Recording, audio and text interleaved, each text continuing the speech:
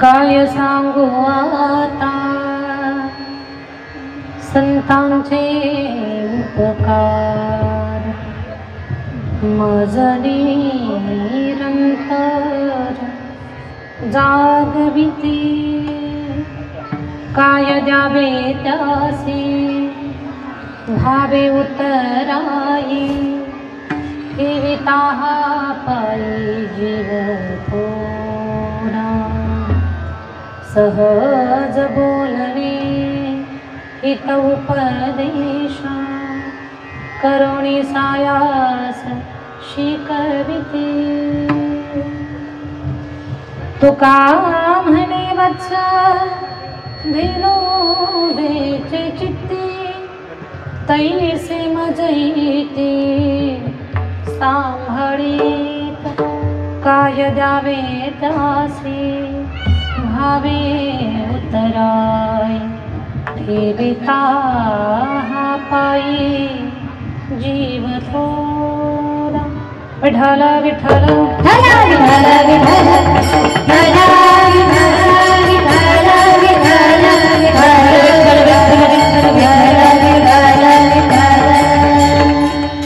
पांडुरंग करू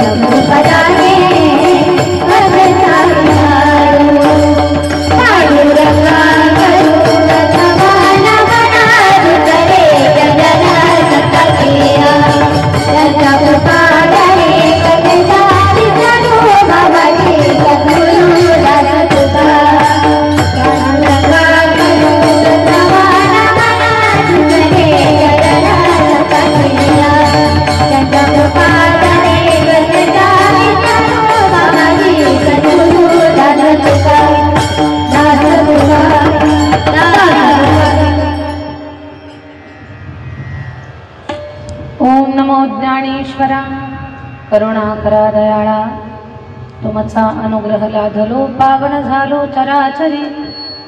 श्री गुरुचरण सरोज रज निज मनो करो सुधारी, वर्णव रघुवर विमल जसो जोदायक फलचारी। बुद्धिहीन तनु जानिके सुमिरो पवन कुमार, बल बुद्धि विद्या देहु मोहि हरहु कलेस विकार। जयांचे केले स्मरण होय सकळ विद्येचे अधिकरण, तेच बंधू श्री चरण श्री गुरूंचे नमस्कार आता। विठ्ठल विठ्ठल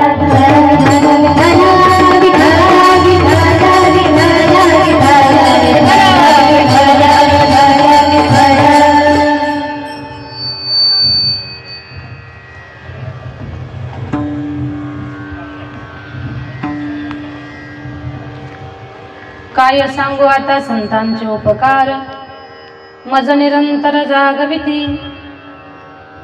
काय द्यावे त्यासी भावे उतराई, ठेविता पायी जीव थोडा। प्रस्तुत कीर्तन रूपी सेवेसाठी निवडलेला अभंग महान भगवत भक्त श्रीमंत संत वैराग्याचे महामूर्ती,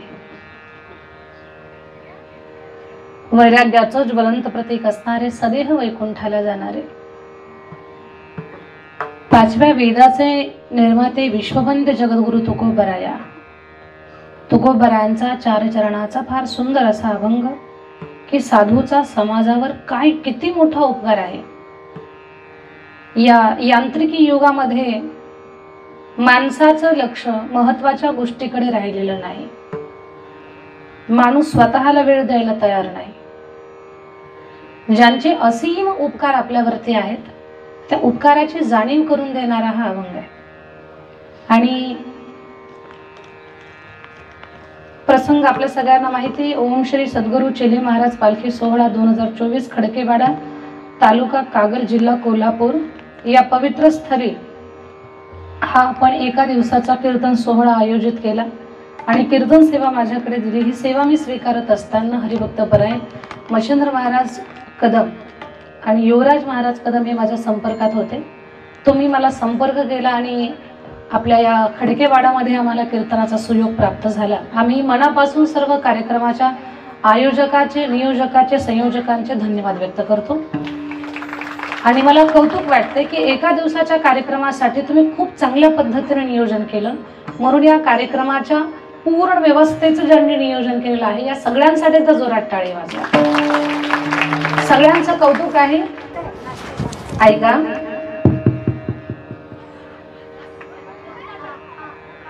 सगळ्यात पहिली गोष्ट अशी आहे की कथा कीर्तनांची गरज काय हे तर आम्हाला पुस्तकातून वाचायला मिळतं, पुस्तकात वाचायला मिळतं, पण आपण वाचतो का? मोबाईल वरती चांगलं ऐकायला मिळतं, पण आपण चांगलं किती ऐकतो, चुकीचं किती ऐकतो याचं परीक्षण आपलं आपण करा। आज माणसाच्या कानावरती चांगल्या गोष्टी कमी पडतात आणि चुकीच्या गोष्टी जास्त पडतात। दिवसभरातून जर तुम्ही 2 बातम्या चांगल्या ऐकल्या असतील तर 10 बातम्या वाईट ऐकायला मिळतात आपल्याला। मग माणसाच्या मनावरती, बुद्धीवरती या वाईट गोष्टींचा एवढा प्रचंड बडीमारा होतोय की या सगळ्या गोष्टीतून आपल्याला वाचवणारं कोण? तर हेच आध्यात्मिक चिंतन। परमार्थ म्हणजे माणसाच्या एक जगण्याची ऊर्जा आहे, जीवनाची दिशा आहे, जीवनाचा सार आहे, समाधान आहे। चांगलं ऐकलं की माणसाची बुद्धी चांगली राहते। लक्षात घ्या, आपल्या तोंडून तेच बाहेर पडेल जे कानावर पडेल। कानावरती जे पडतं ते तोंडातून बाहेर पडतं।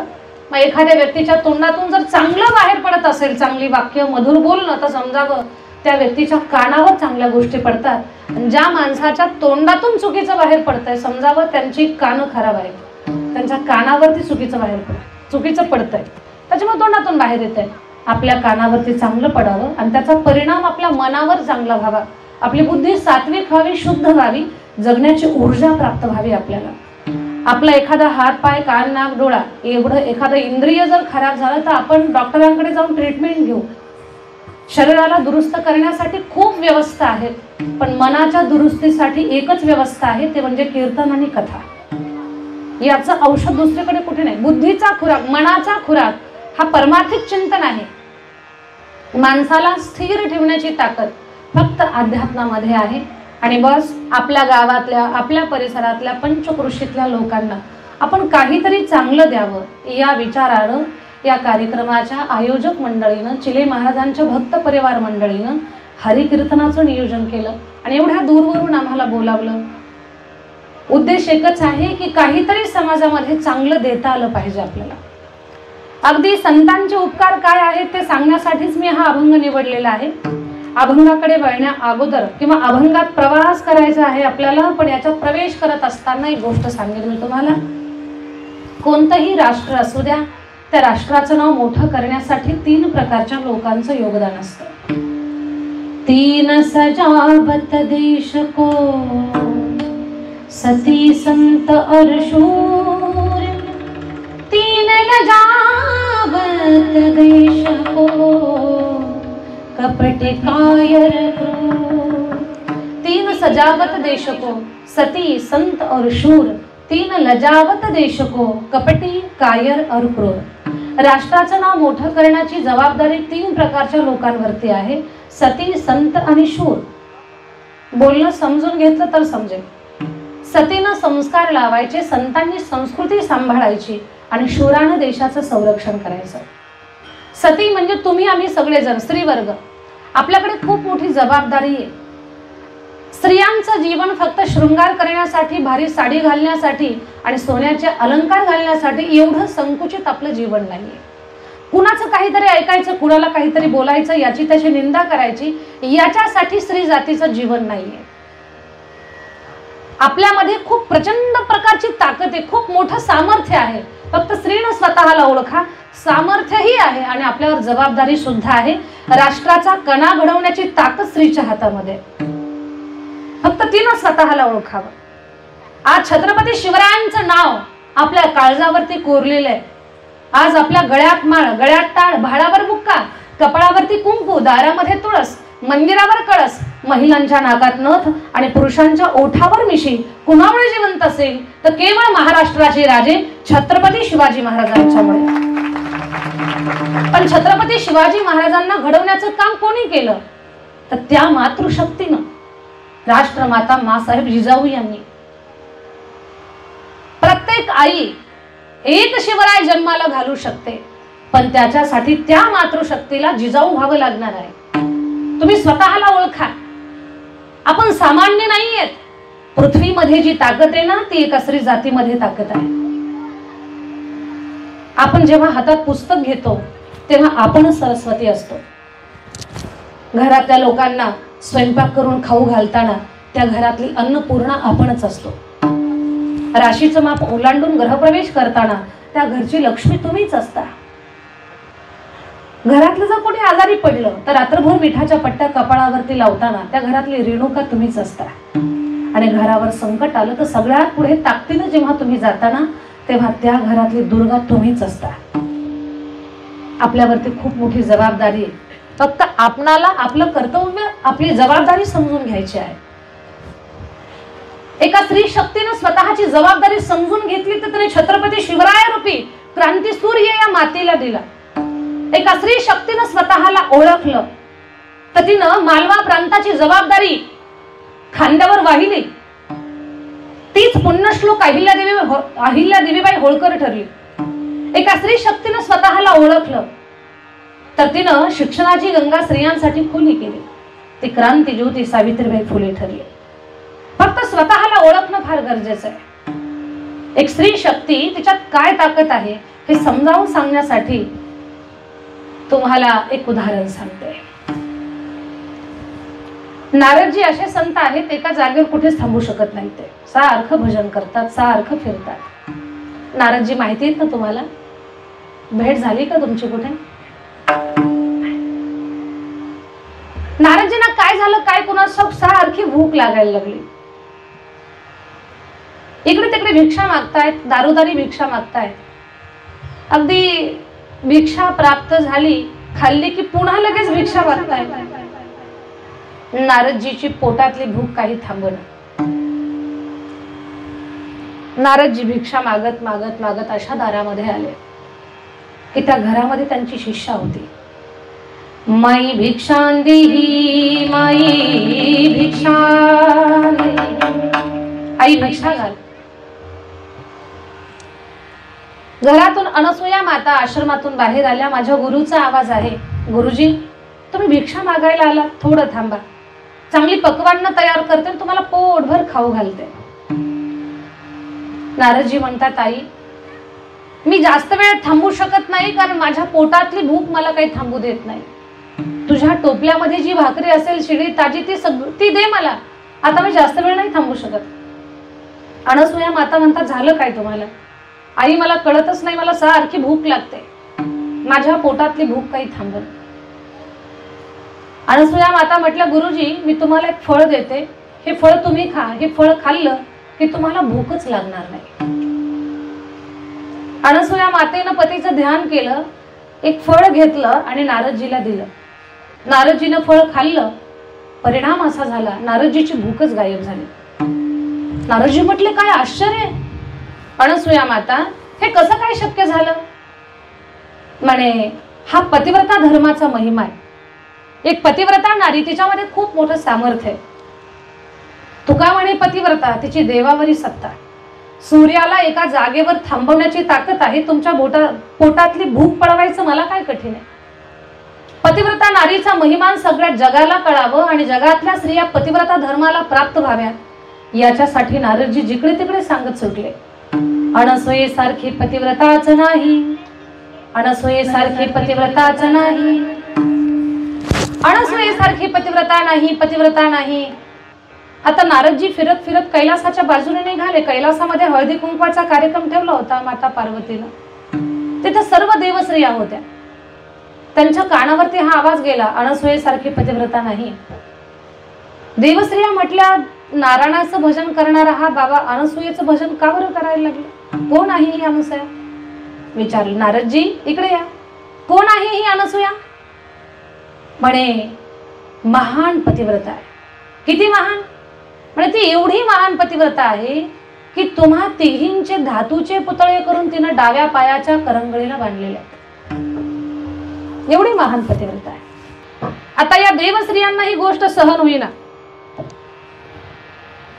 त्या म्हणतायत आमच्यापेक्षा महान. एक स्त्रियांचा सहज नैसर्गिक स्वभाव सांगते, एका स्त्रीला दुसऱ्या स्त्रीचं मोठेपण सहन होत. झोपले काका. एका स्त्रीला दुसऱ्या स्त्रीचं मोठेपण सहन होत नाही. पुरुष मंडळ जरा सांगा बरं, माना हलवून सांगा मला. मोठ्यानं बोलू नका, कारण परत अवघड होईल आपलं. मी जे बोलते ते खरं आहे का नाही याचा प्रॅक्टिकल अनुभव घेण्यासाठी एक करा.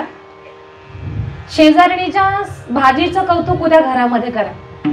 बंटीची माय, शेजारच्या राधा काकू सारखी भाजी तुला जमतच नाही ग. काय भाजी केली ग त्यांनी भोपळ्याची? काय भोपळा बनवलाय? 4-2 वेळा म्हणा. नंतर घरातली लक्ष्मी म्हटल, भोपळ्या तिकडच भोपळा खायला जाईल.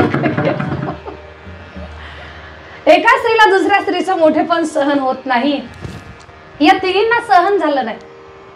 आणि या तिघी जणी म्हणता, यांनी पतीला बोलावलं आपल्या ब्रह्म विष्णू महेश आणि सांगितलं दरडाव, कोणीतरी अनसूया आहे, ती आमच्यापेक्षा महान पतिव्रता आहे, तिचा पातिव्रत्य भंग करा. देव म्हणतात, हे पहा, निष्पाप माणसाला त्रास देणं म्हणजे आपण आपल्यावरती संकट ओढावून घेणं. तिचा काहीच दोष नाहीये, तिला आपण का त्रास द्यावा? यांनी सांगितलं आम्हाला काही सांगायचं नाही, तिचं पातिव्रत्य भंग करा. ठीक आहे, पत्नी पुढे देवांचंही काही चालत नाही, तुमचं काही विचारणार नाही. निघाली तिन्ही देव. माई भिक्षांदी.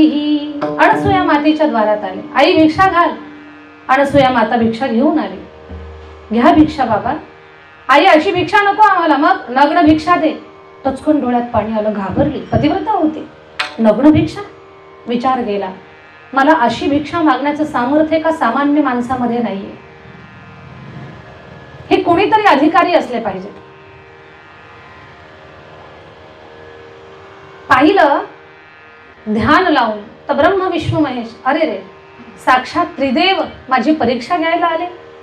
ठीक आहे महाराज, तुम्हाला भिक्षा देते. आतमध्ये गेल्या, पतीच्या कमंडलू मधून पाणी घेतलं, ध्यान केलं पतीचं आणि पाणी अभिमंत्रित करून तिन्ही देवांच्या अंगावर शिंपडलं. मोठी देव छोटी बाळ झाली, पाण्यामध्ये टाकली.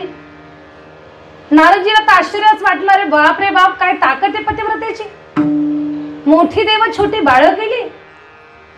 नारदजी आता तर ताकदीनं सगळीकडे सांगत फिरले, भारत नारी की शक्ती महान, भारत नारी की शक्ती महान महान महान महान, हार गए भगवान, हार गए भगवान,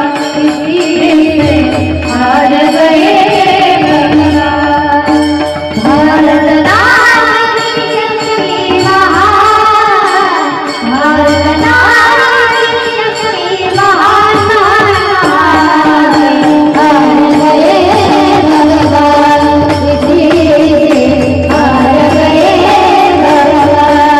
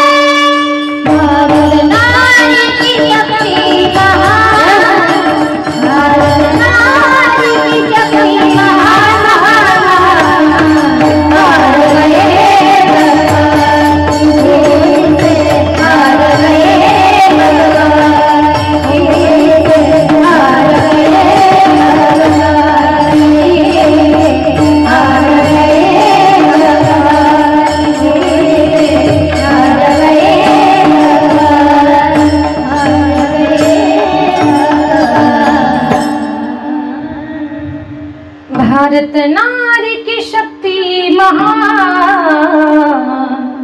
हार गए भगवान।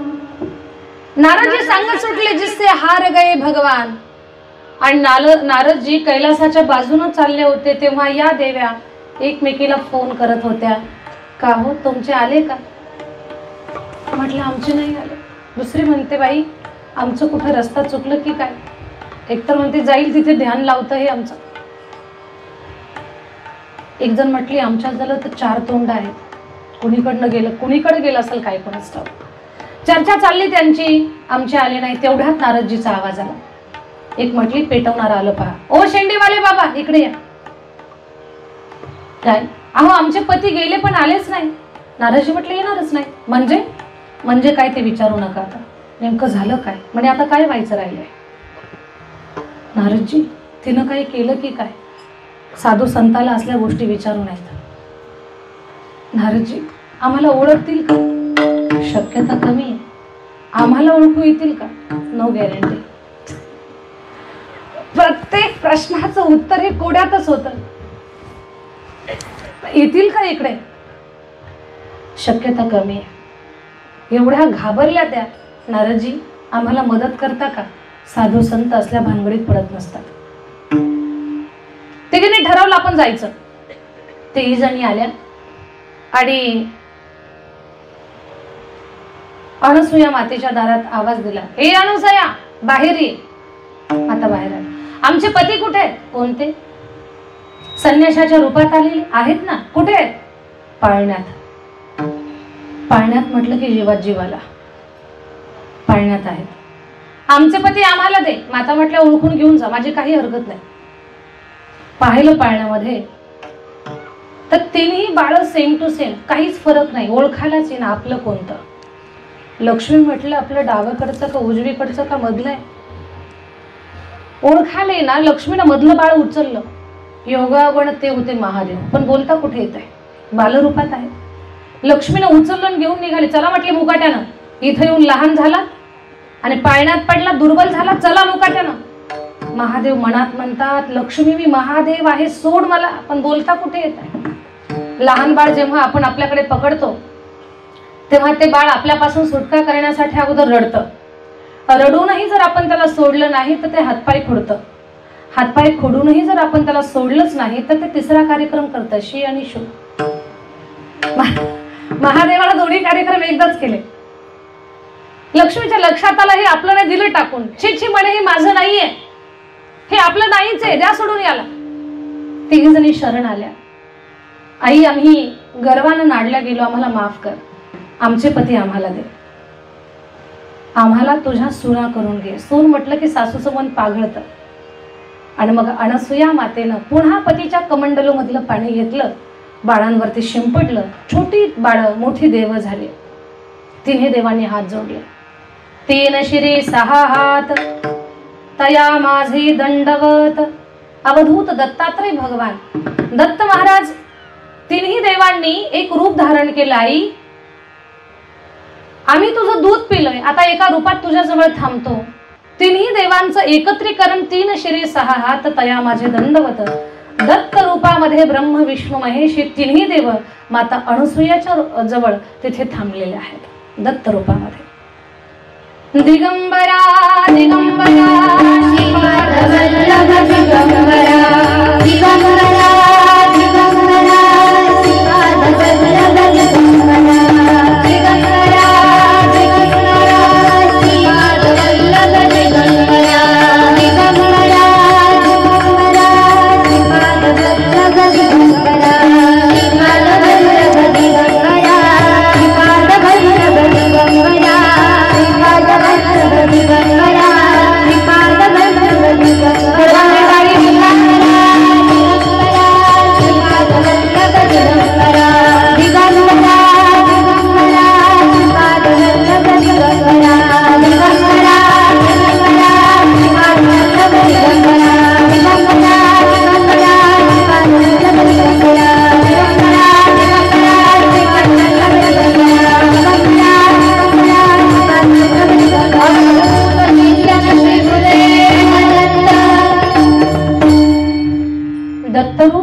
मिळालं याच्या पाठीमागे एकच कारण आहे, जेव्हा स्त्री शक्ती स्वतःला ओळखते ती देवाला संत अथवा भगवंत देत असते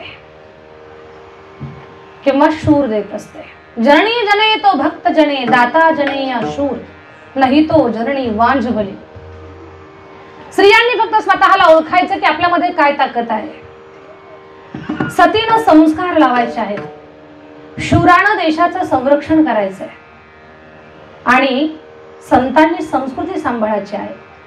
संस्कृतीचे उपासक जगद्गुरु तुकोबराया अभंगाच्या पहिल्या चरणामध्ये काय सांगू आता, काय सांगू आता, काय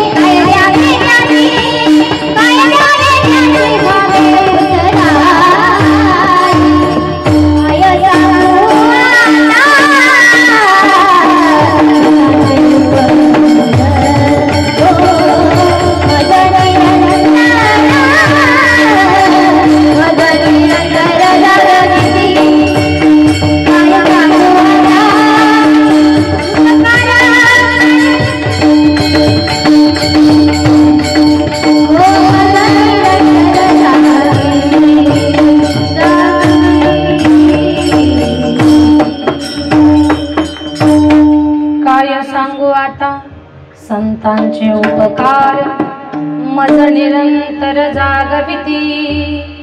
खर तर हे दत्त परंपरेतलं श्रद्धेय चिले महाराजांचं आपल्या खडकेवाडा गावामध्ये असणारं हे स्थान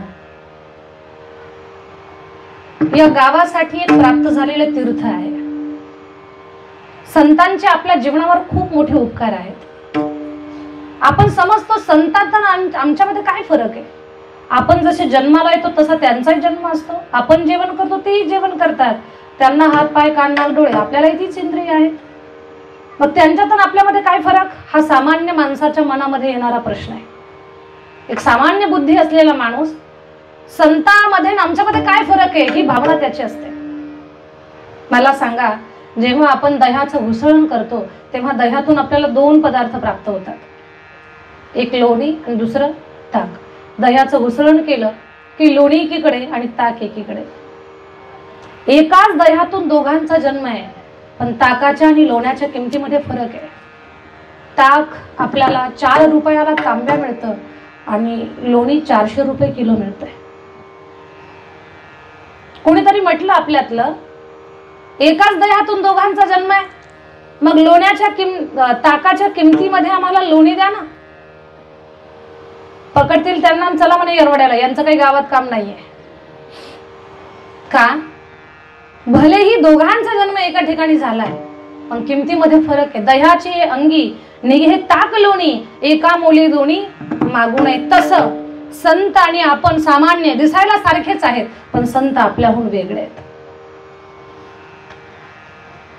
संतांचा प्रत्येक श्वास आणि प्रत्येक क्षण जगत कल्याणाचं चिंतन करतोय. जगाच्या कल्याणा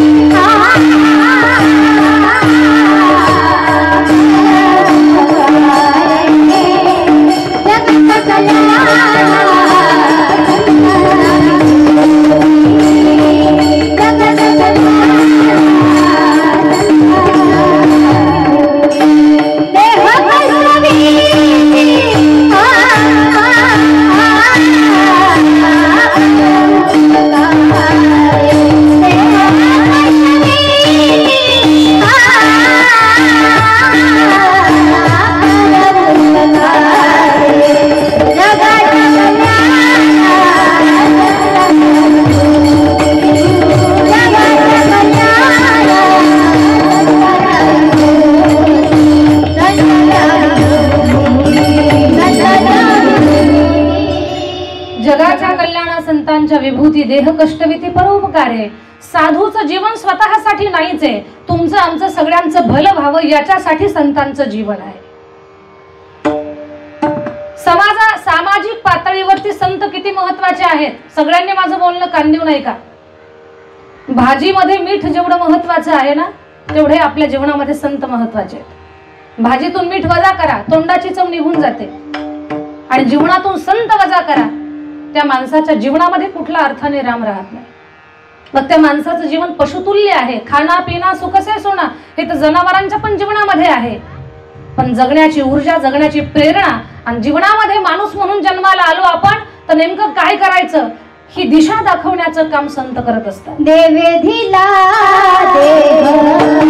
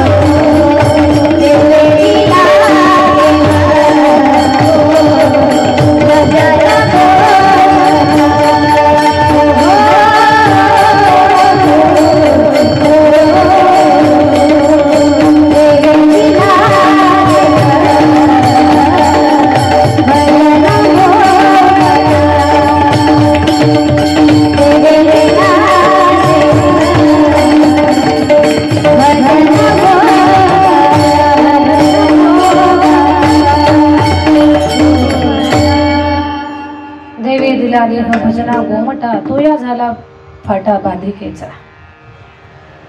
भगवान परमात्मानं सुंदर जीवन दिलंय, हे याचं सोनं करा. संधी मिळाली आपल्याला, पण संधीचं सोनं करणं हे आपल्या हातामध्ये.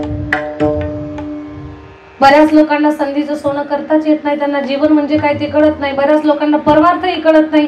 संत ओरडून ओरडून थकले, पण लोकांमध्ये काही परिवर्तन झालं नाही. काही मध्ये झालं, त्यांच्या जीवनाचं सोनं झालं. पूर्ण बोलण्याचा एकच सार आहे, संतांचं जीवन स्वतःसाठी नाही, तुमच्या आमच्यासाठी आहे. संत त्यांचा प्रचंड मोठा उपकार आहे आपल्यावरती. आपणा बदला माणूस जर कोणी जिवंत ठेवला असेल तर तो संतांनी ठेवले. हा संतांचा सगळ्यात मोठा उपकार. लक्ष द्या माझ्या बोलण्याकडे. एक उदाहरण सांगते मी तुम्हाला. समाजामध्ये उपकार आणि अपकार हे दोन शब्द सारखे फिरत असतात, पण बऱ्याच लोकांना उपकार अपकार या गोष्टीचं नेमकं समजत नाही. उपकार आणि अपकार या दोन गोष्टी तुम्हाला एकदम कळाव्यात त्याच्यासाठी एक उदाहरण सांगते. उदाहरण बहुतेकांच्या परिचयाचं आहे, कान देऊ नाही का. एक शेतकरी गृहस्थ होता. त्यानं 2 तरणी गोरी बैलगाडीला झुंपली आणि शेतामध्ये निघाला. तरण्या गोऱ्यांना काही शिस्तीमध्ये चालायची सवय, झोपल्या का गा. तरण्या गोऱ्यांना शिस्तीमध्ये चालायची सवय नसते. ती बैल वदडाक खदडाक खदडाक खदडाक खदडाक शेतामध्ये गेला. तो दिवसभर त्या शेतातलं काम केलं, बैल सोडली. संध्याकाळच्या वेळेला पुन्हा बैल झुंपली आणि गावाकडे निघाला. पण आपण सर्व ग्रामीण भागातले आपण शेतकरी वर्ग आहोत. आपल्याला माहिती आहे की संध्याकाळी गाव जवळ आलं की बैल सुसाट पळतात. बैलांच्या नाकात वारं शिरल्यासारखं होतं. गाव जवळ आलं की बैल येण्यासारखे करतात आणि पाहुणे घरात आले की लेकरं उलट्याच उड्या मारतात. ते का मारतात त्याचं उत्तर अजून सापडलं नाही. लेकरं फार कठीण. एक आजोबा नातू रस्त्याने निघाले होते. रस्त्याने जाताना त्याचे क्लास टीचर समोर दिसले. आजोबा म्हटले, पप्या पटकन माझ्या मागे लाग, तुझे वर्ग शिक्षक समोर आहेत, खूप मारतील तुला, तू 8 दिवसापासून शाळा बुडवली. तो पप्या बोलला, आजोबा तुम्हीच माझ्या पाठीमागे लपा. अरे म्हणे, शाळा तू बुडवली, मी का लपू. म्हणे, आजोबा गुरुजी मला मारणार नाहीत, पण तुम्हाला पाहून घाबरते. म्हणे का. म्हणे मी शाळेत सांगितलं माझे आजोबा मेलेत म्हणून.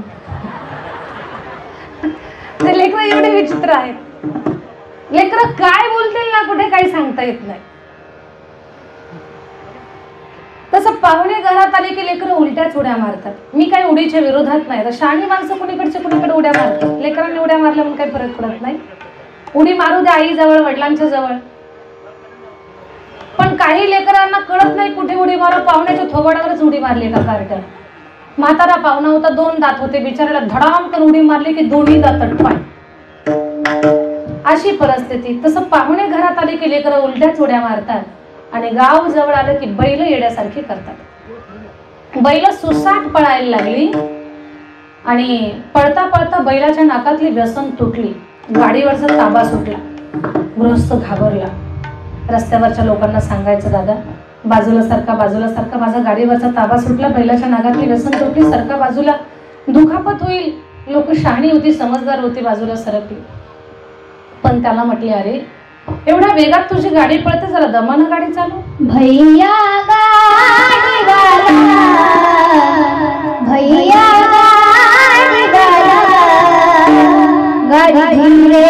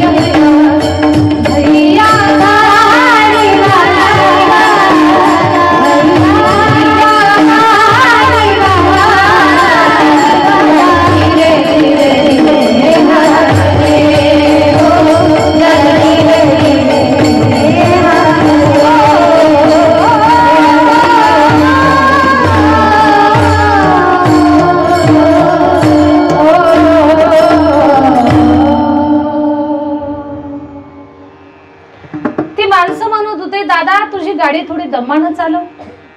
त्यानं सांगितलं व्यसन तुटली, गाडीवरचा ताबा सुटला, तुम्हीच बाजूला सरका. गाडी गावच्या वेशीत आली. वेशीत होती शांता काकू. नाव शांताबाई पण भांडण केल्याशिवाय राहत नाही. नाव गंगूबाई पण महिनाभर अंघोळ नाही. नाव दीपक पण दीपकला दिवसा दिवा लावून पाहावं लागतं. एवढा काळा ढेकळात टाकला तर ओळखू येणार नाही. नावाप्रमाणे काहींचा व्यवहार पाहायला मिळत नाही. नाव होतं शांताबाई पण बिचारीला भांडण केल्याशिवाय करमतच नाही. काही काही मावशा फार अवघड असतात. त्या म्हणतात दीदी भांडण केल्याशिवाय खाल्लेलंच पचत नाही. तसं भांडकुदळ बाई शांताबाई समोर पाहिले. हा माणूस घाबरला. काकू बाजूला सरका. गाडीवरचा ताबा सुटला, बैलाच्या नागातली व्यसन तुटली. काकू बाजूला सरका, बाजूला सरका. काकू म्हटली नाही सरकणार बाजूला. रस्ता काय तुझ्या, रिकाम्या जागा तुम्हीच भरा. नाही सरकणार बाजूला. काकू रस्ता तुमचाच आहे, बाजूला सरका. चाक पायावरून जाईल, पाय मोडून दुखापत होईल. काकू म्हटली येऊ दे तर तुझी गाडी दाखवतेस तुला आता. गाडी भर आली आणि काकूच्या पायावरनं गेली. कडकन पाय मोडला. काकून दवाखान्यात जायचं तर पोलीस स्टेशन मध्ये गेली. काकूची केस कोर्टातून बोर्डावर. हा बिचारा घरातच रडत बसला. हा म्हटलं काय डोक्याला ताप झाला. त्या बाईला सांगत होतो मी मला बाजूला सरक म्हणून, पण ती ऐकलंच नाही माझं. घरात रडत बसला. बायको म्हटली रडू नका, वकील लावा, निर्दोष मुक्त व्हा. आलं वकील साहेबांकडे हात जोडले. वकील साहेब हात जोडतो मी तुम्हाला, पाया पडतो, उपकार करा माझ्यावरती. काय 7 पिढ्याला कोर्ट कचेरी माहिती नाही पण या बाईमुळे माझ्यावरती ही वेळ आली. तुम्ही सांगताल ते तुम्हाला मी दक्षिणा फीस देईल पण मला याच्यातून बाहेर काढा. वकील म्हटले पहा गरीब माणूस आहेस तू, मी तुझ्यावर उपकार करतो, तुला याच्यातून बाहेर काढतो आणि निर्दोष मुक्त झाला तर तुझ्या मनानं तुला काय द्यायचं तर दे. ठरलं. वकिलानं सांगितलं आतमध्ये तुला जेव्हा बोलावतील कटघऱ्यात उभं करतील, हजारो प्रश्न विचारले तरी उत्तर एकच द्यायचं. म्हणे काय? म्हणे बुईंग. म्हणे बुईंग मी सुटेल का? म्हणे विश्वास ठेव माझ्यावर आणि कामाला लाग. आलं कटघऱ्यामध्ये. समोर शांता काकू एका कटघऱ्यात हे. जज साहेब वरती. वकील आला. याला विचारलं नाव काय तुमचं? त्याच्या वकिलानं सांगूनच ठेवलं होतं. हे बोललं बुईंग. वडिलांचं नाव बुईंग, आडनाव बुईंग. वकिलाला प्रश्न पडला 3 बुईंग कसे? नंबर सुद्धा नाही. बुईंग नंबर 1, बुईंग नंबर 2, बुईंग नंबर 3, सारेच बुईंग. गाव बुईंग, तालुका बुईंग, जिल्हा बुईंग. होतं खडक्यावाड्याच, बुईंगच बोलायला लागले. काही जरी विचारलं तरी बुईंगच म्हणायचं. या बाईला कसं लागलं? बुईंग. अरे चाललंय काय? बुईंग. शांता काकूची तळपायाच्या मस्तकाला गेली. काकू म्हटली जज साहेब मुर्दास बुईंग बुईंगच करायला लागला. काल तर जोरात म्हणत होता काकू बाजूला सरका, बाजूला सरका, माझ्या गाडीवरचा ताबा सुटला, बैलाच्या नाकातली व्यसन तुटली, सरका बाजूला, चाक पायावरून जाईल, दुखापत होईल, व्हा बाजूला. मी म्हटले रस्ता काय तुझ्या, नाही सरकणार बाजूला. हे कुणी कुणाला सांगितलं? काकूनं जज साहेबांना सांगितलं. साहेबांच्या लक्षात आलं. हे सांगत होतं पण ही बाईच बाजूला गेली नाही. दोषी हीच आहे, या बाबाचा काही दोष नाही. धरलं तिला टाकलं कस्टडीमध्ये, त्याला निर्दोष मुक्त केलं. हे उड्या मारतच घरी आलं. नरणारा नरणारा नरणारा नरणारा.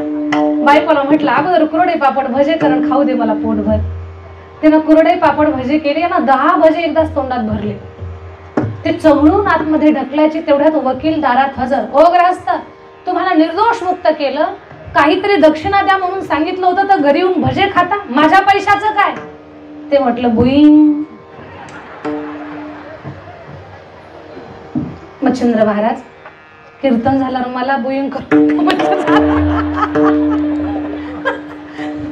तसं काही होणार नाही म्हणा.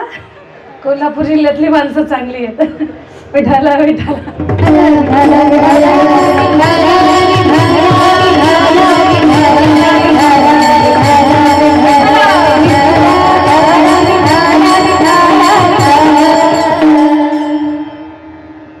वकिलानं केला उपकार पण यानं केला अपकार. उपकार आणि अपकार हे 2 शब्द समाजामध्ये सारखे आपल्याला पाहायला मिळतात. पण साधूचं जीवन आपल्याला सज्जन बनवण्यासाठी ते पणाला लावतात. आपण सज्जन झालो पाहिजेत याच्यासाठी संत उभं आयुष्य अगदी अहोरात्र प्रयत्न करत असतात. तुम्ही चांगले व्हा, तुम्ही असे जगा ना. भला किसी का कर न सको तो बुरा किसी का मत करना.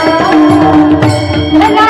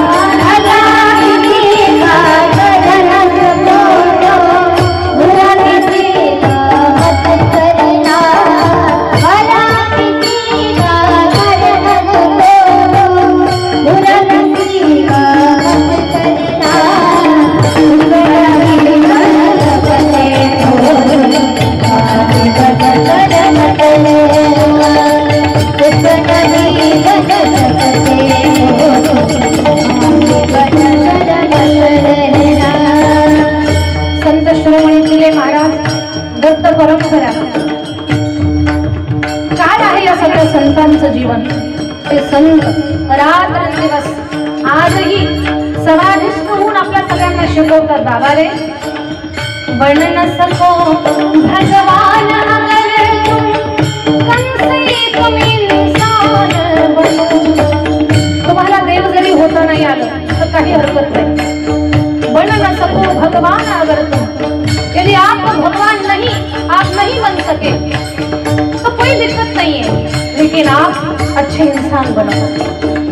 कंसे तुम इंसान बनो, नहीं कभी शैतान बनो, नहीं कभी हैवान बनो.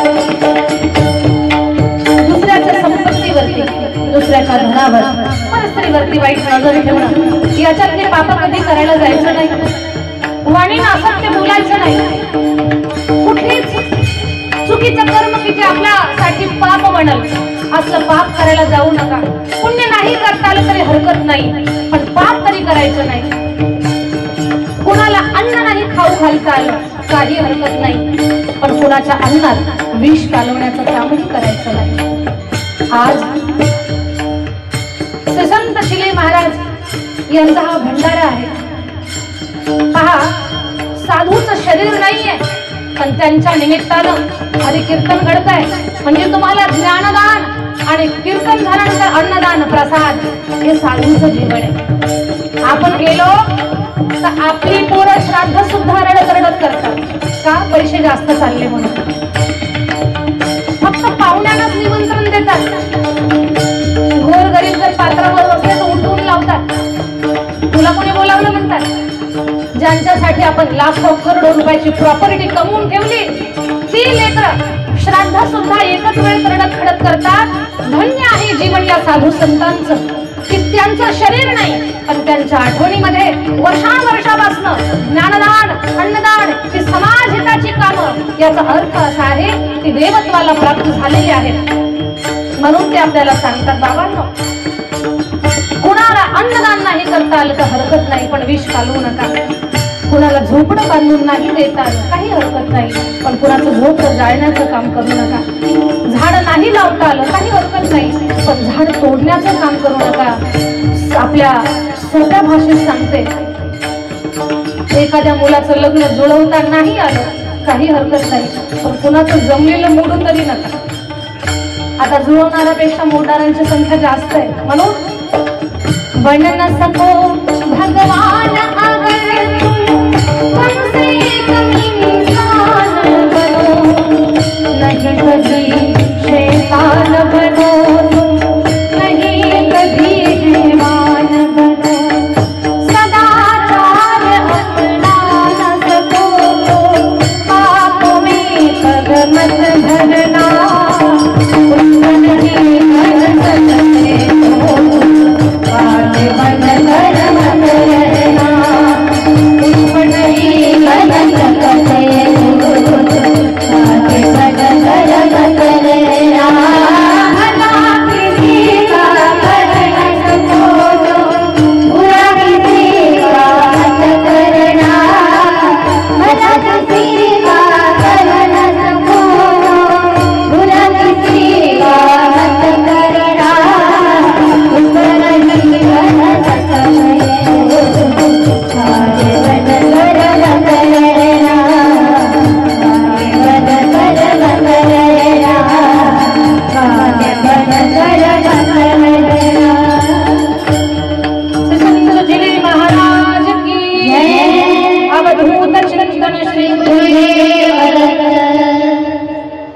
माझ्या ताई दादांनो, माझं बोलणं लक्षात घ्या.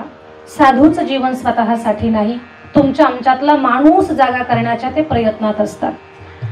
संत आपल्यातला राम जागा करतात, रावणाला संपवतात. रावण म्हणजे दुर्गुण आणि राम म्हणजे सद्गुण. दोन्ही गुण आपल्यात आहेत, फक्त विकसित करणार आपल्या सोबत आहे का? प्रसंग रामायणातला सांगते. राम आणि रावण कोण आहेत नेमके ते तुम्हाला कळावेत म्हणून रामायणातला प्रसंग सांगते. आणि रामायणातला प्रसंग ऐकण्या अगोदर काही क्षण आपण रामाचं भजन करणार आहोत. जन्म जन्म की खोज बताए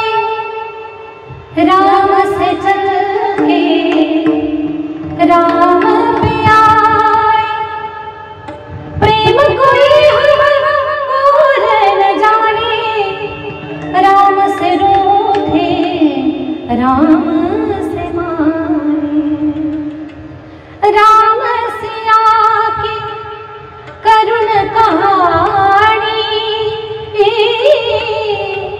एक है चंदन एक है पानी, राम सिया राम जय जय राम, राम सिया राम जय जय राम, राम सिया राम जय जय राम, राम सिया राम जय जय राम। सगळ्यांनी हात उंच घ्या। यूट्यूबवरती तुमचे हात तुम्हाला या चॅनलवरती पुन्हा पाहायला मिळतील। किती छान आणि किती सुंदर वाटतं। शूटिंग वाले दादा त्यांच्याकडे पण कॅमेरा दिला। राम सिया राम जय जय राम, राम सिया राम जय जय राम, राम सिया राम जय जय राम। आणि भजन करा। राम सिया राम जय जय राम, राजा राम राम राम सीता राम राम राम, राजा राम राम राम सीता राम राम राम, राजा राम राम राम सीता राम राम राम, राजा राम राम राम सीता राम राम, राजा राम राम राम सीता राम राम, राजा राम राम राम सीता राम राम, राजा राम राम राम सीता राम राम, राजा राम राम राम सीता।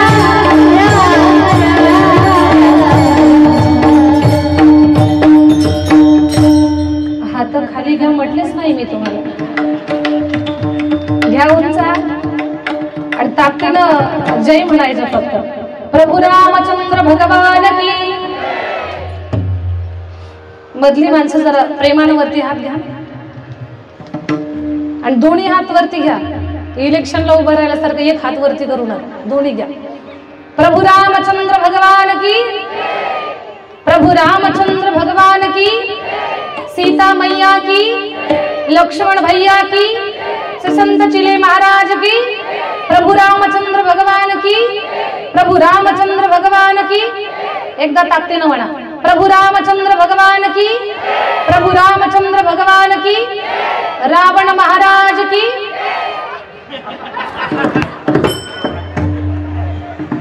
काय गडबड केली तुम्ही?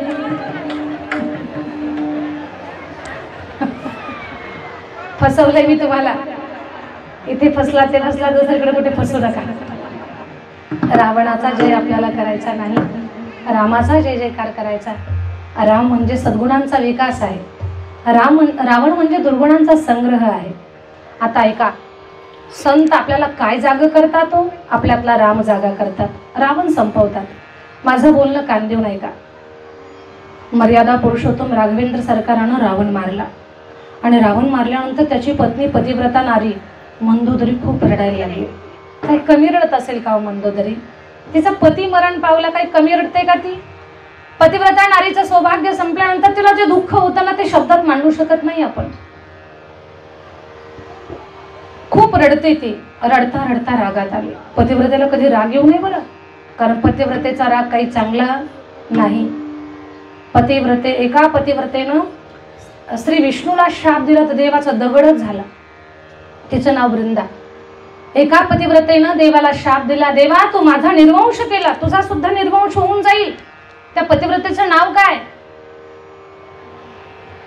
जिनं डोळ्याला पट्टी बांधली होती ती। झोपल्या काका? आपण शास्त्र पुराण वाचली पाहिजेत, आपली कधीतरी ऐकलं पाहिजे आपण। टीव्हीवर नको त्या हिरो हिरोईनचे चित्रपट पाहण्यापेक्षा थोड्या पौराणिक मालिका पाहिल्या पाहिजेत आपण। तिचं नाव गांधारी आहे। त्या गांधारीचं जेव्हा लग्न जमलं ना, तिला कळालं तिचा होणारा पती आंधळा आहे। तिने लगेच डोळ्याला पट्टी बांधून घेतली। ती म्हटली, माझ्या होणाऱ्या पतीला जर जग पाहता येत नसेल तर मी सुद्धा जग पाहणार नाही। काय संकल्प केला तिला? तुम्ही सुद्धा संकल्प करा आज।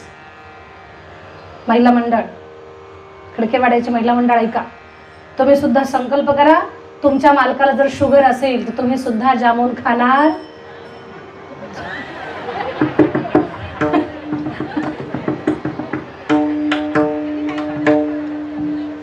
गांधारी फार पतिव्रत आहे, तशी मंदोदरी माता पतिव्रत आहे. ती रडता रडता रागात आली आणि गांधारी मा सामान्य अपत्य, आपली मंदोदरी माता सामान्य नाही बरं. आपण जर अंगावर सोनं घातलं तर आपल्या सोन्यावर मळ चढतो, पण मंदोदरी मा अशी विशेष होती, तिने जर अंगावर सोनं घातलं तर सोन्यातलं मळ निघून जात होता. हे तिचं वैशिष्ट्य होतं. पाहिलं तिनं रावणाचं प्रेत, खूप रडते ती. रडताना रागात आली आणि म्हणते, माझ्या पतीला मारणारा मला एकदाच दाखवा. कोणीतरी बोट केलं, तो तिकडे बसलेला. ती मागच्या बाजूने आली. राम जिथे बसले होते ना तिथून मागच्या बाजूने ती आली आणि तिची सावली रामरायाच्या पायाजवळ पडली. एका स्त्रीची सावली आहे. राम तटकन उठून उभे राहिले आणि रामाने हात जोडले. रामाला माहिती नव्हतं ती रावणाची पत्नी. राम म्हणतात, आई कोण आहेस ग तू? आई या एका शब्दातच मंदोदरीचा राग शांत झाला. त्या शब्दाची ताकद आहे.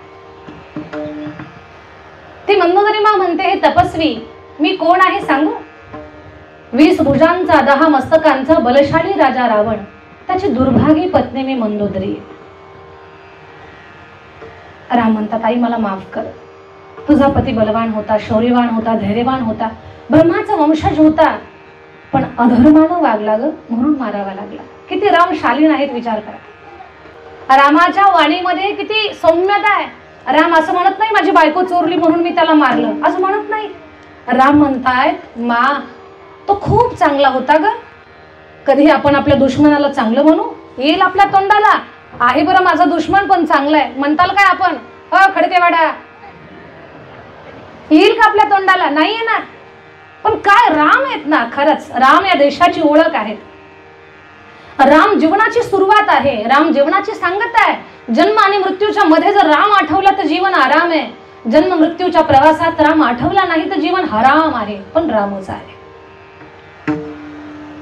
राम म्हणतात, आई खूप चांगला होता का तुझा पती, पण अधर्मानं वागला म्हणून मला मारावा लागला. मला माफ कर. हे तपस्वी, तुला कोसण्यासाठी, तुला शाप देण्यासाठी मी इथे आलेच नाही. मंदोदरी आई म्हणते. राम म्हणतात, आई तू कशासाठी आली मग? तपस्वी, मला माहिती माझ्या पतीच्या भुजामधलं बल, मला माहिती त्याचं सामर्थ्य. कैलास पर्वत हातावर घेऊन नाचण्याची ताकद तो धरतोय स्वतःमध्ये. 33 कोटी देवाला त्यानं बंदिशाळेत टाकलंय. कुबेराच्या कॉलरला असं पकडून तो खाली आणतोय. खूप बलवान, सामर्थ्यवान, धैर्यवान, शौर्यवान आहे तो. पण असं काय तुझ्यात विशेष आहे की ते माझ्या पतीत नाही? माझ्या पतीला तुझ्या हातानं मरावं लागलं. काय तुझ्यात विशेष आहे ते पाहण्यासाठी मी आले. राम म्हणतात, आई मग तुला कळालं का माझ्यात काय विशेष आहे? तुझ्या पतीमध्ये काय कमी आहे? मंदोदरी माता बोलली, रामा हे तपस्वी, जेव्हा मी इथं आले ना तेव्हाच मला कळालं तुझ्यात काय विशेष आहे, माझ्या पतीमध्ये काय कमी आहे. राम म्हणतात, आई सांग ना मला, तुला माझ्यात काय विशेष दिसलं? मंदोदरी मातेचं उत्तर सगळ्यांनी कान देऊन ऐका, आजचा कीर्तन सोहळा सफल झाल्यासारखा होईल. मंदोदरी आई म्हणते, हे तपस्वी ऐक, 80,000 पत्न्या असलेला माझा पती, 20 भुजा 10 मस्तक असलेला माझा पती, कैलास पर्वत हातावर घेऊन नाचणारा माझा पती, 33 कोटी देवांना बंदिशाळीत टाकणारा माझा पती, काहीच कमी नाही माझ्या पतीला. 80,000 पत्न्या आहेत. माझ्यासारखी पतिव्रता नारी त्याची पटराणी आहे. पण एवढं सगळं असताना सुद्धा त्यानं परस्त्रीवरती वाईट नजर ठेवली. वनवासाची पत्नी चोरून आणली, तिला जबरदस्ती पत्नी बनवण्याचा तो प्रयत्न करत होता. हा माझा पती आहे. पण तपस्वी तू एक विशेष आहे. परस्त्रीची सावली पडली, तू उठून उभा राहिलास आणि हात जोडून आई म्हणालास. हाच फरक तुझ्यात आणि माझ्या पतीमध्ये आहे. राम म्हणजे सगळ्या सद्गुणांचा विकास आहे आणि रावण म्हणजे दुर्गुणांचा संग्रह. आपल्यातला रावण संपवण्याचं काम करतात संत आणि राम जागा करण्याचा प्रयत्न करतात. ओढा जागी भारी आला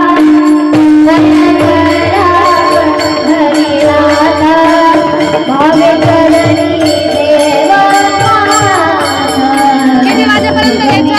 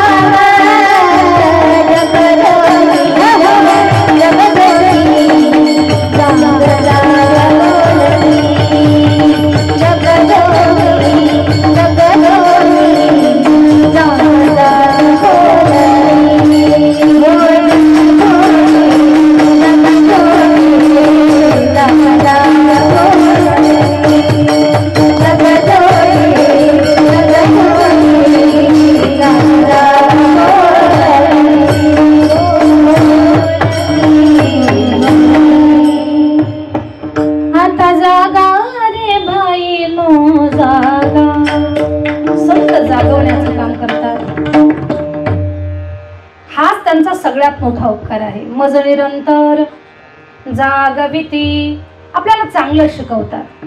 पण लक्षात घ्या, सगळ्याच लोकांच्या मनावर चांगला ऐकून चांगला परिणाम होतो असं नाही. काही लोक चांगल्यातून वाईट घेतात. महाभारतासारखा ग्रंथ नाही. एका मुलीला माणसं पाहायला आली, म्हणजे लग्नासाठी विचारलं, बेटा शिक्षण? Double graduation. बर. स्वयंपाक? पूर्णाच्या पोळीसही स्वयंपाक जमतो मला. खूप छान. काही ग्रंथ वगैरे? रामायण माहिती?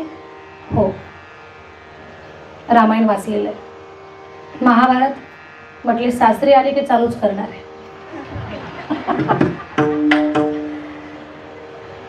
याचा अर्थ काय? ग्रंथ तर खूप चांगला आहे. महाभारत माणसाला महान बनवणार आहे. महाभारतासारखा ग्रंथ नाही. पण त्या ग्रंथातून सगळे चांगलं घेतील असं नाही. लोक चांगल्यातूनही चांगलं घेत नाही. काही लोक खूप दाखवतात आम्ही खूप भक्ती करतो, भजन करतो, पण सार काहीच नाही. काही जण रात्रभर भजन करतात, रात्रभर भजन करतात, पहाटच कुणाच्या तरी मका कापतात आणि स्वतःच्या म्हशीला टाकतात. काय त्यांना भजन कळालं? काही नाही. फार परिस्थिती कठीण आहे. एक बाई तर काल्याचं कीर्तन ऐकून घरी निघाली. घरी जाताना गल्लीत एका छोट्या लेकरानं घरातला देवतांबा दारात फेकला. बाईने टपकन उचलला, पदारात घातला, गेली घराला. काय तिला काला कळालं? काहीच नाही. माझ्या बोलण्यातला भाव समजून घ्या. संत आपल्यातलं चांगुलपण जिवंत करतात, सद्गुणांचा विकास करतात. जागे व्हा, चांगल्या कामात पुढे व्हा. स्वतःचं जीवन हे असंच खर्ची करण्यासाठी नाहीये. या जीवनामध्ये देव, देश आणि धर्म या तीन गोष्टी कळायला पाहिजेत. ज्याला देव, देश आणि धर्म कळाला त्याचं जीवन सफल झालं. या तीन गोष्टी कळाल्या छत्रपती शिवरायांना. देव, देश आणि धर्म या तीन गोष्टी कळाल्या छत्रपती संभाजी महाराजांना. बस ज्यांना ज्यांना देव, देश, धर्म कळाला ती माणसं अजर अमर पदाला पोहोचली.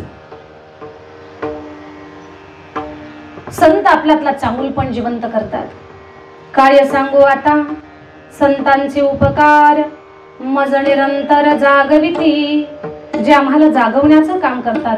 आम्ही त्यांना काय द्यावं बरं? अभंगाचं काय द्यावे त्याची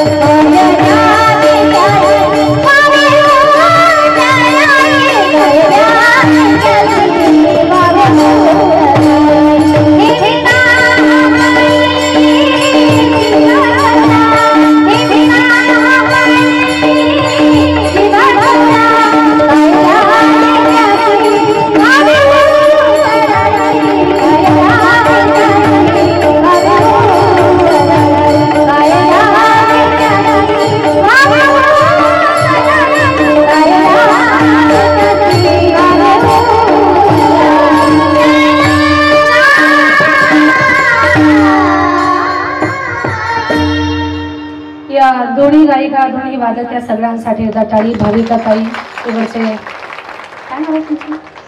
शुभम महाराज. सगळ्यांचं कौतुक. हा काय द्यावे त्यासी उभावी उतराई ठेवी तहा पायी जीव थोडा. चांगल्या गोष्टीसाठी इथे पहा संतांचा एवढा उपकार आहे.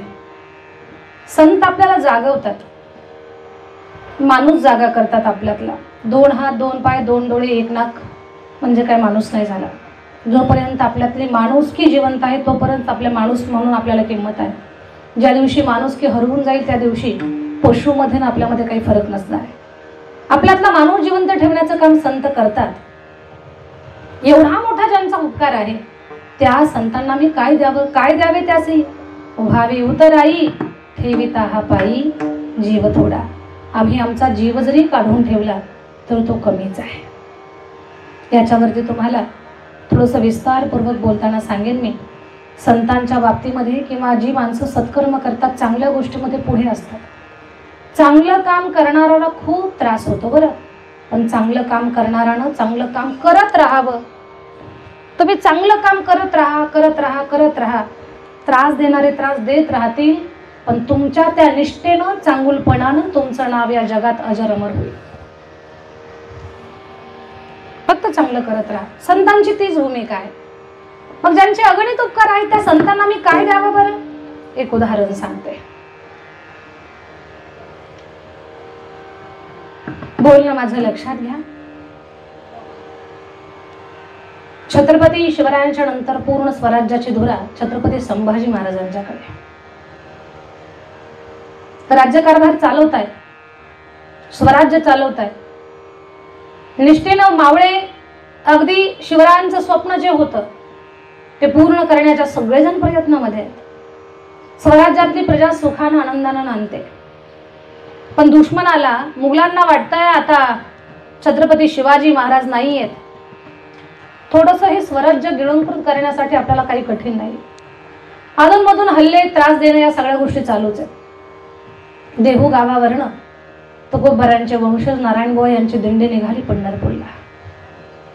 पंढरपूरला दिंडी चाललीये. भजनगात विनेकरी टाळकरी वारकरी मंडळी, तुळस घेतलेल्या महिला, हंडा घेतलेल्या स्त्रिया सगळेजण चालले. भजनामध्ये दंग आहे. ज्ञानोबा माऊली तुकाराम, ज्ञानोबा माऊली तुकाराम. टाळकरी टाळकरी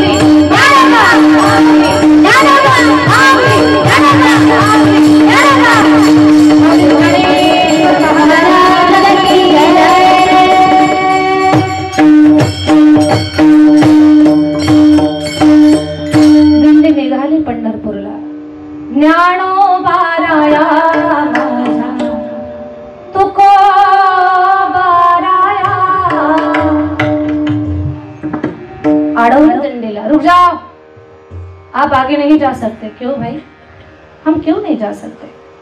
आपको आगे जाना है पंढरपुर को, तो आपके पास जो भी धन है वो हमें दे दो. कर भरल्याशिवाय तुम्हाला पुढे जाता येणार नाही. म्हणजे कसला कर? आपल्या परंपरा जपणं त्याच्यासाठी कर द्यावा लागतो. कपाळावर कुंकू लावायचा आम्ही त्याचा कर द्यायचा. आमच्या दारात आम्ही तुळस ठेवली त्याचा कर द्यायचा. आम्ही गळ्यात टाळ घेतला, आम्ही देवाचं नाव घेतो, आम्ही देवाचं भजन करतो, आम्ही परमार्थ जपतो त्याचा कर द्यायचा का? ते बाकीचं काही सांगायचं नाही. कर भरला तरच पुढे जाता येईल. जुलूम सगळा अन्याय. आमच्याकडे काही नाही. साधे भोळे बाबडे वारकरी घाबरून गोंधळून गेले. झेंडा घेतला, तुळस खाली पाडली, विणेच्या तारा तोडल्या, गळ्यातले टाळ हिसकावून घेतले, पखवास फोडला. दुबळे झाले वारकरी, घाबरून गोंधळून गेले. महिला मंडळानं गळ्यामध्ये काय सोन्याचे काळे 1-2 मणी असतील ते देऊन टाकले. घ्या, जास्तीचा कर भरावा लागेल, नाही तर जाता येणार नाही. आमच्याकडे काहीच नाही हो. झेंड्याच्या दांड्यानं मारायला चालू केलं. घाबरले वारकरी, गोंधळून गेले. परमेश्वरा, पांडुरंगा, विठ्ठला, काहीच दोष नाही रे आमचा. फक्त परंपरा जपतोय आम्ही. पंढरपूरची वारी पूर्ण करण्यासाठी निघालो आणि हे काय संकट आमच्यावरती पाठवलंच देवा. काय चुकलं आमचं? वार्ता पोहोचली शंभूराजांना की वारकऱ्यांवरती अन्याय चालला. ज्या ज्या वेळेला थेट धर्मावरती हल्ला होईल त्या त्या वेळेला देव सुद्धा रुद्र रूप धारण केलं शहरात. शक्ती संचारली शंभूराजाच्या मध्ये आणि शंभूराजा वाऱ्यासारखे पळत निघाले. घोड्यावर स्वार झाले. वाऱ्याचा वेग कमी, एवढ्या वेगाने शंभूराजे आले. वारकऱ्यांना मारून झेंडा असा फेकला. फेकणाऱ्याला माहिती नव्हतं झेंडा घेऊन नाचणारा पाठीमागे. शंभूराजाने मागच्या मागे झेंडा धरला. त्याच झेंडाचा दांडा उलटा केला आणि मारणाऱ्या त्या यवनांना एवढं झोडपलं, तोंडातून रक्त बाहेर आलं. अगदी जीवाची भीक मागू लागले. हमें माफ कर दो महाराज, हमसे गलती हो गई, हमें माफ कर दो. याच्या पुढे आम्ही कधी यांच्या वाटी जाणार नाही, आम्हाला माफ करा, तुमच्या इकडे पाहणार सुद्धा नाही. मारून हकलून दिलं आणि 2000 काहीतरी सैनिकांची फौज त्या वारीला संरक्षण म्हणून दिली वारकऱ्यांना. तेव्हापासून आज ताकायत पालखी सोहळ्याला पोलीस संरक्षण आहे. हा शंभूराजाचा उपकार आहे. आता बऱ्याच वेळेला वयस्कर माता मावल्या पालखी सोहळ्यात पालखी निघाली की मध्ये मुसंडी मारतात दर्शनासाठी. पण पळता येईना, चालता येईना, पडल्या, चेंगरल्या तर सापडायच्या सुद्धा नाही. पण त्यांची हिंमत मोठी. माऊलीचं दर्शनच घेणार तेवढ्यात पोलीस वा बाजूला. पोलिसाच्या पुढे काही चालत नाही. बिचारी मावशी बोट मोडून शिवी देते की यांना कुणी इथं ठेवलं. हा प्रश्न सगळ्यांच्या मनात असतो. तर ती पालखीच्या सुरक्षेसाठी शंभूराजाच्या काळापासून ती व्यवस्था आहे. मला सांगा, एवढं मोठं दिव्य कार्य शंभूराजानं संप्रदायासाठी केलं, त्यांच्यासाठी आपण काय द्यावं बरं? ठेविता हा पायी जीव थोडा, देश धर्म पर मिटने वाला, शेर शिवा का छावा था,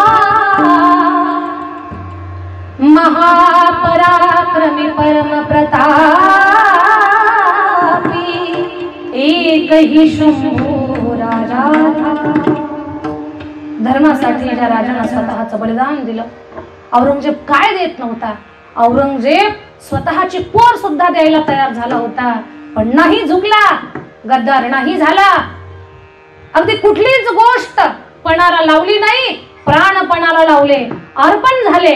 पण धर्मासाठी त्यांनी स्वतःचं समर्पण केलं, पण लाचार नाही झाले. त्यांचं नाव आहे शिवपुत्र छत्रपती शंभूराजे. विठ्ठल विठ्ठल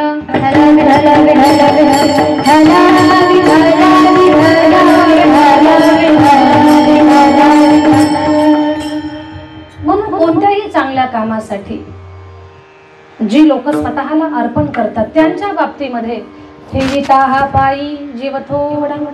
आई वडिलांचं सुद्धा तेच योगदान आपल्या जीवनामध्ये आहे. संतांचंही तसंच आहे.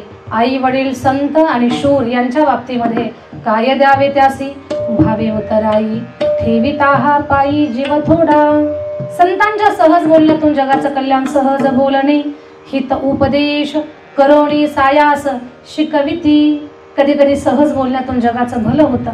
पण कधी कधी सहज बोलणं आपल्याला अडचणीमध्ये सुद्धा आणतं बरं.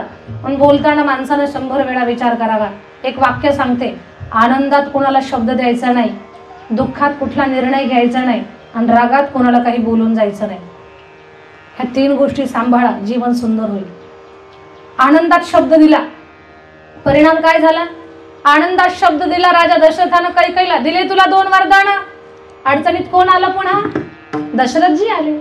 एका वराने द्या मज अंदन, भरतासाठी हे सिंहासन, दुसऱ्या वराने रामासाठी 14 वर्ष वनवास.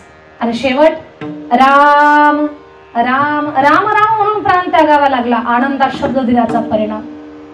रागात काही बोलून जायचं नाही. माणसं धडामकन रागात बोलतात आणि बोलल्यानंतर पश्चाताप करतात. उगीच बोललो. बोलून पश्चाताप करण्यापेक्षा विचारपूर्वक बोला. आणि दुःखात कुठला निर्णय घ्यायचा नाही. चाललो घर सोडून, चुकूनही रागात म्हणू नका, कारण तुम्ही बीपी शुगरचे पेशंट आहात. म्हणू नका चाललो घर सोडून, तुम्हाला सकाळी पहाटे 5 वाजताच खायला लागतंय, म्हणू नका घर सोडून चाललो म्हणून. एक म्हातारा रागावलं, पप्याची माय काय, चाललो मी घर सोडून. नका जाऊ, तुम्हाला शुगरची गोळी चालू आहे. सांगू नको मला, पप्यानं माझा चौकात अपमान केला, चाललो मी घर सोडून. अहो तुमचे कपडे कोण धुवून काढल, लॉन्ड्रीला टाकल, चाललो मी घर सोडून. नका जाऊ, नका जाऊ, आपल्या बकऱ्या कोण सोडल, नका जाऊ, चाललो मी घर सोडून. 50 वेळा म्हातारीनं सांगितलं, जग नका जाऊ, नका जाऊ. म्हातारी पण वैतागली, घेतलं कपड्याचं गाठोडं, फेकलं दारात, जा. मग म्हातारं पंक्चर झालं. ठीक आहे, आता जात नाही, पुढच्या वेळेस पाहून घेतो. रागात कुठला निर्णय घ्यायचा नाही. सहज कुणाला बोलून जायचं नाही. कधी कधी सहज, सामान्य माणसं जेव्हा सहज बोलतात ना, तर अडचणीत येतात. एका गावात कार्याचं, आता शेवट झाला बरं, कारण 5-10 मिनिटच राहिलीत माझ्याकडे, उशीर होतोय खूप. मलाही पुढे कीर्तनाला जायचंय, अंतर खूप जास्त आहे. एका गावामध्ये कीर्तन झालं आणि एक गावचे पाटील आले. एवढं कौतुक केलं ना महाराजांचं. महाराज 1 नंबर कीर्तन झालं, 1 नंबर कीर्तन झालं. कौतुक केल्यामुळे महाराज फुगले. गावकऱ्याने अगोदरच सांगितलं होतं, साऱ्या गावात जा चहा घ्यायला, पण पाटलाच्या घरी जाऊ नका. पण पाटलानं असलं कौतुक केलं महाराजांचं, महाराज काय कीर्तन केलं तुम्ही, पण विनंती माझ्या घरी चहा प्यायला चला. आलोच, कौतुकाचा परिणाम. पाटील गेले, महाराज त्यांच्या पाठीमागे, पाटील खुर्चीवर, महाराज सोफ्यावर. पाटलानं लक्ष्मीला आवाज दिला, पाटलीनबाई आपल्या घरी महाराज आले, 2 कप चहा करा. पाटलीनबाई चहा ठेवतायत, तेवढ्यात पाटलाचं कार्ट गल्लीमध्ये गोट्या खेळत होतं. 120च्या स्पीडनं पळत आलं, मातीनं माखलेलं, आणि महाराज सोफ्यावर होते. ते कार्ट असं पळत आलं वाऱ्यासारखं, महाराजांच्या बाजूला सोफ्यावर दणकन बसलं. जसं दणकन बसलं तसे महाराज टुमकन उडाले. महाराज छताला चिटकले 2 तास. येता खाली येणं, जसा फॅन फिरायचा तसे महाराज फिरायचे. आकड्यानं खाली काढून घेतले. महाराज एकच म्हणायचे, मी जिवंत आहे का. पाटील म्हटले, बाबा काही झालं नाही तुम्हाला, काही टेन्शन घेऊ नका. ते कार्ट महाराजांच्या बाजूला बसलं आणि बसल्या बसल्या त्याने पिशवीत हात घालायला चालू केलं. त्याच कीर्तनाचं पाकिट, नारळ होतं. महाराज मनात म्हणायचे, नारळ घेऊ नका, पण पाकिट घेतलं होतं का. पाकिट घेतल्यावर कोणाला वागायचं. महाराजाने त्याला चिमटा घेतला, त्याला कुई केलं, बाजूला गेलं. लेकरू विचित्र, बदला लेकर रहूंगा महाराज, छोडूंगा नाही मी आपको. थोड्या वेळानं पुढे आलं. महाराज जुन्या काळातले, मोठ्या मिशा, दाढी शेंडी, कचकन मिशा पकडल्या, जोरात ओढायला लागलं, चिंको चिंको चिंको. महाराजांच्या डोळ्याला टसटस पाणी आलं. महाराज म्हणतात, बाळा असं दाढी मिशाला खेळू नये, हो बाजूला. पाटील लेकराला काही सांगा. पाटील म्हणतात, बाबा खेळू द्या, त्याला झोका खेळायची सवय आहे. महाराज म्हणतात, त्या काही झोक्याच्या दोऱ्या नाहीत, माझ्या मिशा आहे, काढा त्याला बाजूला. कसं बसं काढलं बाजूला. चहा आला. महाराज म्हटले, पटकन पितो, सुटका करून घेतो. कपातला पूर्ण चहा बशीत ओतला, बशी तोंडाला लावली. 5ची मोटर चालू झाली. तोंड भाजत होतं तरी महाराज चहा उडत होते. तेच कार्ट पळत आलं, बशीच्या दुसऱ्या बाजूला तोंड लावलं. त्याला चांगली सर्दी झालेली होती, सर्दी जाम पिकलेली होती. महाराजांनी सुर केलं का ते फुर्र करायचं. महाराज म्हटले, काय डोक्याला ताप झाला आता. महाराज म्हणतात, बाळा तू एकटा चहा घे. नाही बाबा, तुमच्या सोबतच चहा प्यायचा. बोलायच्या नादात चहाची वाफ गेली पोराच्या नाकात. जोरात शिंकलं ते, तोफेतून गोळा सटकला. अवघा रंग एक झाला. प्रसाद बशीतच पडला. काही महाराजाला पिऊ वाटला असेल का चहा. बशी हातातून सटकली, चहा गेला बघून, पार्सल धोत्रावरच राहिलं. महाराज जाम चिडलेले होते. महाराज म्हणतात, पाटील बुवा, एवढं सोन्यासारखं लेकरू कोणाचं आहे? मोठ्याच्या लेकराला लोखंड म्हणताच येत नाही, किती वाद असलं तरी सोनंच म्हणावं लागतं. एवढं सोन्यासारखं लेकरू कोणाचं आहे? पाटील म्हणतात, बाबा तुमच्या आशीर्वादानं आमचंच आहे. पाटील, असे सोन्याचे तुकडे किती आहेत तुम्हाला? बाबा फक्त 2. महाराज म्हणतात, दुसरं सोनं कुठं आहे? बाबा, माझं दुसरं सोनं बाहेर तुमच्या बुटात पाणी टाकतंय. विचित्र लेकर. हे उदाहरण का सांगितलं मी तुम्हाला? सहज येतो चहा प्यायला हा शब्द किती महागात पडला. गावानं सांगितलं होतं जाऊ नका, साऱ्या गावात जा पण तिथे जाऊ नका. पण महाराजांनी ऐकलं नाही. सहज बोलणं कधी कधी आपल्याला अडचणी देतं, पण संतांचं सहज बोलणं जगाचं कल्याण करतं. नेवासे गावातून सजनानंद बाबांची प्रेतयात्रा निघाली. सती जाण्यासाठी निघाली त्यांची पत्नी माऊलींच्या पाया पडली, आशीर्वाद दिला, अखंड सौभाग्यवती भव. हात जोडले रडायला लागली स्त्री. बाबा आशीर्वाद या जन्मातला की पुढच्या जन्मातला? बाई या जन्मातला. जिला आशीर्वाद दिला ना महाराज माऊली, तिच्या पतीचं प्रेत पुढे निघालं, ती सौभाग्यवती कशी होणार? दाखवा तुमच्या पतीचं प्रेत. पाहिलं, नाकातलं कापूस बाजूला काढला, डोक्यावर हात ठेवला. बाबा उठा, अजून बहुत करणे आहे. शके 1212 टीका केली ज्ञानेश्वरे. सच्चिदानंद बाबा आदरे लेख पूजा झाला. उठून बसले. आता तुम्ही सदानंद नाही सच्चिदानंद आहात. आणि मग ज्ञानेश्वरीचं लिखाण केलं. माऊलीने ज्ञानेश्वरी सांगितली, सहज बोलणे. तुमच्या संतांच्या सहज बोलण्यातून जगाचं कल्याण होत आहे आणि तुमच्या आमच्या सहज बोलण्यातून एखाद्याच्या घरात पेटत आहे. सहज बोलण्यातला फरक आहे.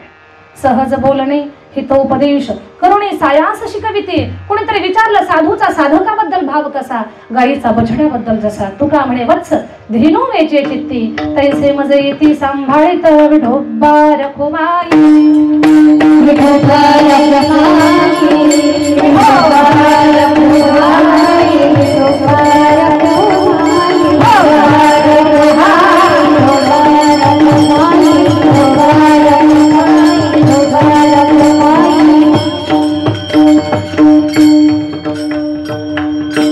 माझ्या अल्पमधल्या अभंगामध्ये प्रवास केला. समर्थ सद्गुरू शिले महाराजांचा आशीर्वाद आपल्या सगळ्यांना प्राप्त व्हावा. दत्त परंपरा आहे. दत्त महाराजांच्या प्रांगणातली तिथली माती जरी आपण आपल्या कपाळाला लावली तर भूतबाधा, अनेक बाह्य शक्तींचा जो आपल्याला, आसुरी शक्तींचा जो त्रास होतो तो संपुष्टात येतो. दुसरी गोष्ट अशी, आपल्या जीवनातलं काय असेल अडचणी, दुःख, समस्या संपून जातात.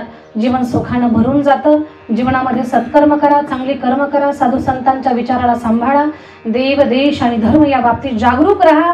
कुणावर अन्याय करायचा नाही, पण आपल्यावर अन्याय होत असेल तर तो सहन सुद्धा करायचा नाही. प्रत्येकाला ज्याच्या त्याच्या परंपरा, रीतिरिवाज सांभाळण्याचा पूर्ण अधिकार आहे. आपापल्या रिवाजाप्रमाणे जगा. मुलींना, मुलांना चांगले संस्कार लावा. सासू सासऱ्यांची सेवा करा. शेवटची गोष्ट सांगेल, सासू सासऱ्यांची आणि आपल्या घरातल्या देवालयाची सेवा स्वतःच्या हाताने करा. एवढ्या 2 गोष्टी सांभाळा.